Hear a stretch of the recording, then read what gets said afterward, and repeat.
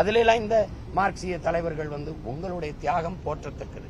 அது எங்க தாத்தா சிவானந்தத்தோட கம்யூனிசம் செத்து போச்சு, சங்கரையாவோட முடிஞ்சு போச்சு. வாழுகிற ஒரே ஒரு மனித புனிதன் எங்க அப்பா நல்லகண்ணு. நீங்க ஏன் இவ்வளவு தோழர்கள் சேர்ந்து 100 ஆண்டுகளை தொட்டு வாழுகிற அந்த மகானுக்கு நீங்க ஏன் ஒரு கூட்டம் நடத்தல? ஒரு வாழ்த்து கூட்டம் ஏன் நடத்தல? ஏன் இந்த அரசு செய்யல? கம்யூனிஸ்ட் கட்சிகளின் தயவுல தானே இருக்குது. இந்த கம்யூனிஸ்ட் கட்சி இந்த நாட்டின் விடுதலைக்கு போராடி பெரியார் சிறை சென்ற காலங்கள் எவ்வளவு, பேரறிஞர் அண்ணா சென்ற காலங்கள் எவ்வளவு, ஐயா கருணாநிதி சென்ற காலங்கள் எவ்வளவு, எங்க ஐயா வாழும் இன்னைக்கு மகாத்மா இருக்காருல்ல நல்லகண்ணு, அவனுக்கு சிறை சென்ற காலங்கள் எவ்வளவு. போனாரா இல்லையா? மீசை முடிய புடுங்கினானா இல்லையா? சுருட்டால சுட்டானா இல்லையா? அப்பவும் இந்த விடுதலை போராட்டம் விலகாம நின்ன மகன் வார்டு கவுன்சிலர் பதவி அனுபவிச்சது உண்டா? யாராவது சொல்லுங்க.